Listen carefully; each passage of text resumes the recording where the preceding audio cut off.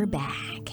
Kasama niyo pa rin si DJ Rocky and this is Aki's Secret Files. Si Aki na ang hirap ng pinagdaraanan sa buhay nang dahil sa kanyang sitwasyon, pangangailangan ng matindi sa pera ay hindi niya man lang maalagaan ang kanyang mga anak. Pakiramdam niya ay inaagaw na ng problema niya o mga problema niya at ng mga taong nakapaligid sa kanya ang kanyang mga anak. Yung nanay siya pero hindi man lang siya makapagsilbi sa kanyang mga anak. Yung alam naman niya na kaya niyang magbigay ng atensyon, magpadama ng pagmamahal sa mga anak niya pero hindi niya magawa nang dahil nga nasa naiipit siya sa sitwasyon na kailangan niya kumita ng pera eh. Anyway, pakinggan na po natin yung mga kabisyo nating nag-share ng kanilang mga thoughts, comment suggestions, and violent reactions. Eto po ang sabi ng ating kabisyo na si Fave Marshall Guerrero. Take it away. Magandang hapon sa ating lahat, mga kaibigan, mga kapatid. Ang masasabi ko lang sa letter sender natin for today, kumapit ka lang kay Lord. Magdasal ka lang ng magdasal. Yung mga problema at pagsubok mo, ate, malalagpasan mo din yan. Laban lang sa buhay. Habang may buhay, may pag-asa. Pray ka lang po kay God, wag ka pong mawawala ng pag-asa. Walang taong walang problema, lahat ng tao may problema. Maraming salamat at magandang hapon, DJ Rocky. Love you. Thank you so much, Fave Marshall Guerrero. Walang tao ang walang problema. Lahat ng tao ay may problema. Kanya-kanya lang natin pinagdaraanan ng mga problema na ito at nasa sa atin kung paano natin to dinadala.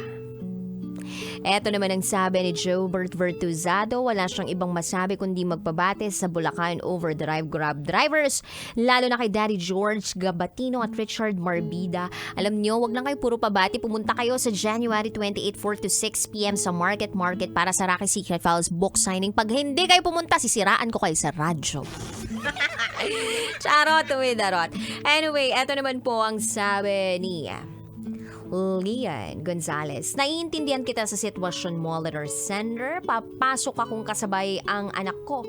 After ko siyang ihatid sa school, ako naman ang papasok sa work. Uuwi ako ng gabi na dun pa lang ako magluluto ng dinner. Matatapos ako ng alas 8, dun pa lang kami kakain at gagawa ng homework. Nakakapagod din pero para sa anak ko ay magsasakripisyo ako. Yan po ang sabi ni Lian Castro Gonzalez. Yun ay kung kasama mo ang anak mo sa iisang bahay. Kaya lang ang problem pa minsan ay dahil sa mas malapit yung trabaho sa tinitirhan at yung mga bata mas malapit sa school nila, yung bahay ng biyanan for example, hindi na nakakasama yung mga bata. So, pag malayo yung tirahan ng biyanan doon sa mismong pasukan sa trabaho, syempre, magiging practical yung isang tao. Ang gagawin, doon na lang sa pinaka mas malapit, doon sa trabaho niya, para konti lang yung pagod. Pero depende pa rin. Ito naman ang sabi ni Cesar Ramos Bandug. Good afternoon, DJ Rocky. Ang masasabi ko lang po kay ate sender natin ngayon ay, ate, ang hirap talaga ng sitwasyon mo. Wala rin ako masyadong mga kasi di naman ako ina at saka isa akong lalaki.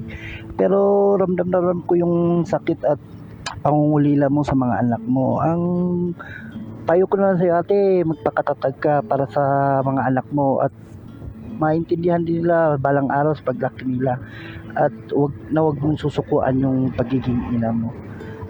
DJ Rocky, pabati nga po pala sa aking kapatid na naasa CICC Cebu na gwapo kaayo na membro sa Guardians Visayas na si Amado Bantog at saka sa asawa niya si Ligaya Bantog at saka sa anak niya si Junel at saka Giovanni at saka si Jewel Grace Guapa at saka si Cesar. Salamat po, DJ Rocky. Thank you so much, Cesar Ramos Bantog. Wala raw siyang masyado ma-comment kasi lalaki raw siya. So, nagpa-shoutout na lang siya. So, yung sinoutout mo, sana makapunta yan sa January 28, 4 to 6 p.m. sa Market. Dahil kung hindi, alam niyo na kung ano mangyayari sa inyo. Hanggang bukas na lang kayo. Wow! Charot! With darot. Anyway, hello naman kay Angel Alan Avanzado na nagsasabing, isa lang ang kulang sa'yo, ang pananampalataya, siya lang makakatulong sa'yo at yun ay ang Panginoon. Always pray. Hello po sa mamang ko. Love you. Eto naman ang sabi ni Ma Yumi. Yung kwento ngayon, same ng kwento ng pang-aabuso kahapon. Walang nangyaring therapy kundi sinarili ang pang-aabuso kaya nakapanlulumo pakinggan. Wala ring help sa mga magulang. Hais kalungkot. Tapos eto pa, pinagkakait ang mga anak sa kanya. Ang sakit. Mahirap maging nanay. Pero ang gusto ko sa kwento mo ay yung hindi ka bibitaw at lalaban lang. Huwag mong iwan ang mga anak mo at magbigay ka ng atensyon sa kahit anong paraan, kahit mahirap. Yung malaman nilang hindi mo sila sinukuan sa opinion ko, balang araw maiintindihan din nila yan at ma-appreciate ka nila. Kapit lang kay God, siya lang talaga makakapitan natin sa lahat ng ating mga problema. God bless your heart. Secret file, Sender Aki from Mayumi. Darating din ng araw na maintindihan daw ng mga anak mo ang mga sakripisyo mo ngayon. Ito pa sabi ni Darwin Russell, magpakonsulta ka sa isang mental health expert. In the beginning, nasa toxic environment at trauma ang naranasan mo. And about dun sa mga anak mo, wag laging ipaubaya sa mga kamag-anak ng partner mo ang mga anak mo. Laging tandaan, hindi kayo kasal, kaya sa'yo pa rin ang parental authority at hindi sa kanila. Yan po ay galing kay Darwin Russell. Ito naman ang sabi ni Bernard Laureja, sana makahanap siya ng taong totoong magmamahal sa kanya. Ang lungkot naman kasi talaga ng buhay mo. Lahat na ng kamalasan, naranasan mo. Sana rin ay mahawakan ko ang kamay mo. Ay! Hoy! Bernard Laurejas. Advance congratulations sa Grand Champion Car City sa Sinulog Festival. Hi kay Pet Shop Boy E. From Bernard Laurejas. Ito pa sabi ni Charles Sancho, nakakaawang sitwasyon mo.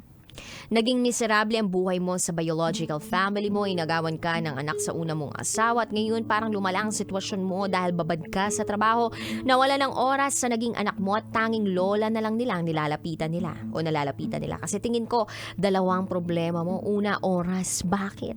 Napakahalaga ng family time dahil bilang magulang, magkakaroon kayo ng bonding sa isa't isa at dun mo maipapadama sa kanila kung gaano mo sila kamahal. Pangalawa, napapagod ka na. Bakit? Gusto ko lang tanungin ang naging trabaho mo. Kumikita ka ba sa naging trabaho mo? Magkakapera ka ba? Nagkakapera ka ba? And if the answer is yes, kailangan mo ng me time. Uso ang temporary leave para makapagbakasyon kasi parte yan ng pagpapahinga. Kung isasama mo ang anak mo, why not? O di kaya bumukod ka na lang sa family ng pangalawa mong asawa. Maghanap kayo na matitirhan ang hindi ka mag-suffer lalo. Kung may kaibigan ka lang, pwede mo yang iwan sa kanya kung mapagkakatiwalaan siya at hindi related sa family ng naging asawa mo. I hope this will be of help dahil mahalaga yun para sa mabuting pakiramdam mo. Yun lamang from Charles Sancho. Hello kay Myra Dar na nagsasabing wala akong ambag ngayon basta pupunta ako sa 28. Very good kung ganon. Sabi naman ni Jobert Vertuzado, napaka-strong ng woman na yan na secret file sender natin. Good luck sa iyo, kasama mo si God. Buti naman at meron ka ng ambag sa secret file comment mo, ha? Eto pa sabi ni Jomar Palulim, kulang sa oras para sa anak at dapat hindi ka na nag-asawa kasi ganun din ang ginawa sa iyo. Shoutout po kay Lisa Tabilog at Mark Joseph Huros. Ang dami pa pong nag-comment sa ating secret file for this afternoon. Ang dami. Yung iba walang mai-comment na konkreto para sa ating secret file sender kasi hindi rin nila alam kung paano sila makapagbibigay ng advice eh. Dahil una sa lahat, hindi pa naman nila na-experience maging nanay. Ako rin naman, hindi ko pa naman na-experience maging nanay eh. At katulad nga ng sinasabi ko sa ibang mga secret file sender na nangihingi ng advice o sumusulat. Tapos yung sitwasyon nila, pang magulang. Sa lagi ko tong sinasabi I may not be the best person to tell you this or to give you an advice. Pero ang masasabi ko lang dyan ay kaya mo yan. Go, go, go. Wow. Napakawalang kwentang magbigay ng advice ng raketera na yan. Bakit ba? Hindi. Masasabi ko lang dyan ay pag gusto, maraming paraan. Pag ayaw, maraming dahilan. Pero syempre, depende rin yan sa katayuan sa buhay. Kahit sabihin natin na hindi naman dapat makaapekto ang estado ng buhay ng isang tao para makapagdesisyon siya sa buhay. Mind you, opo, nakakaapekto ang estado sa buhay kasi kung wala kayong magiging pangkain, wala kang pangsuporta sa mga anak mo, saan na lang kayo pupulutin? Pag inihinto mong magtrabaho, ano na lang ipapakain mo sa mga anak mo? Lalong-lalo na kung ikaw na lang mismo ang bumubuhay sa kanila. At bukod pa ron, pasan-pasan mo pa pati problema ng mga magulang mo na baon sa utang. Ay, utang na loob. Yun yung masaklap sa panahon ngayon. Yung pati problema ng mga magulang mo na imbis mga anak mo na lang yung poproblemahin mo, pati problema ng mga magulang mo, problema mo pa. Sana tigil-tigilan po natin yung pagpapasa ng mga problema sa mga anak. Isa yan sa toxic Filipino culture na imbis solusyonan na mas nakatatanda yung kanilang mga problema, pati ikaw dinamay pa. Wala namang masama sa pagtulong sa mga magulang, especially magulang nyo po yan, magulang natin yan. Pero kapag may responsibilidad ka na, nakagawa ka na ng sarili mong pamilya, sana naman maintindihan ng sarili mong mga magulang na ang priority mo ay mga anak mo na. Hindi naman porke inuuna mo na yung mga anak mo ay ibig sabihin hindi na mahalaga ang mga magulang. Mahalaga pa rin sila pero may responsibilidad ka na May responsibilidad ka na Nanay ka na Siguro naman, kung meron mang tao ang unang makaiintindi sa'yo, nanay mo yun.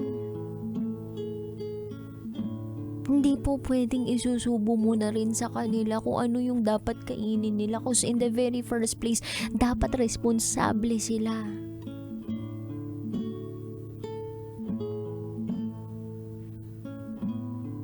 So, alam ko na sinishare mo lang yung secret file mo para kahit papaano mabawasan yung bigat na nararamdaman mo. But, this may be unnecessary or unwanted talaga, unsolicited maybe. Pero gusto ko lang i-share sa iyo yung kahalagahan ng pagiging vulnerable at open sa sarili mong pamilya. Ipaintindi mo sa nanay mo, sa tatay mo na hirap ka at kailangan mo ng katuwang. Ipaintindi mo na ang dami mo ng pinagdaanan sa iyong nakaraan.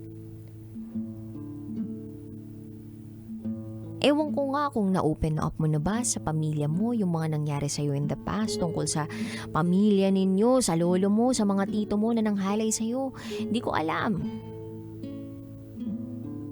Pero hindi ikaw si Darna. Hindi ka superwoman na lahat pwede mo lang kayanin. Minsan kailangan mo lang magsabi, magsalita, maging vulnerable para mas maintindihan ka ng mga taong nakapaligid sa iyo. Kasi hanggat hindi mo nasasabi yung talagang pasan-pasan mo, hindi ka nila maiintindihan dahil hindi sila si Madam Auring para hulaan kung anong problema mo. At hindi sila nakakapasok sa isip mo para alam kung anong iniisip mo. Minsan dun tayo nagkukulang. sa pagsasabi ng kung ano man yung nararamdaman natin at kung ano yung bigat na pasan-pasan natin. Hindi sapat kasi sa ibang tao na nakikitang nahihirapan lang tayo. Minsan kailangan nila na marinig talaga yung mga salitang hirap ka na. Nahirap na ako. Na ito yung pinagdaraanan ko at kailangan ko ng karamay, katuwang, katulong. So I guess if you open up to your parents, sasaluhan ka nila sa pinagdaraanan mo. At kung hindi ka man nila saluhan dun sa pinagdaraanan mo at mga problemang pinapasan mo kahit hindi mo naman problema na, then sabihin mo sa kanila, kailangan ko nang mag-focus sa mga anak ko. Kung ano man ang kikitain ko ngayon para sa kanila na to at para sa akin.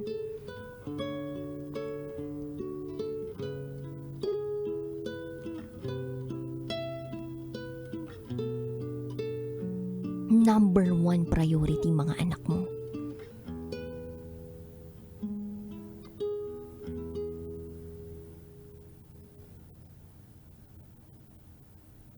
So kung kakayanin mo na magkasama-sama kayo ng anak mo, ng mga anak mo sa iisang bubong, magtrabaho ka pagbalik mo ng bahay, kumain kayo ng sabay-sabay, gawan mo ng paraan. Pero kung ang choice mo talaga ay kumita ng pera, sana'y wala kang pagsisihan sa huli. Na sana pala'y naipadama ko to sa anak mo nung bata pa siya. Sana pala hindi ako nagkulang sa pagbibigay ng pera kasi ang pera kikitain naman. Magugutom ka nga lang ngayon. Pero maraming paraan para magkapera. Mahirap, oo. Pero kakayanin. Dahil tama naman ang inspirasyon mo at ang mga inspirasyon mo, mga anak mo. Yung asawa mo, yung kinakasama mo, ay, ewan ko kung anong kaganapan yan sa buhay niya. Ganyan pa rin hanggang ngayon. May anak na kayo, nagbunga ang inyong relasyon. Bakit hindi ka niya tulungan? O kung sa kanilang mag-ama lang, o at least kahit papano yung isa, meron ng sumusuporta. O ngayon, yung ibang mga anak mo na lang yung isipin mo. Naniniwala ako na yung bigat gumagaan kapag ito'y binibitawan. O kapag may karamay ka na bumubuhat ng mabigat na bagay na yun.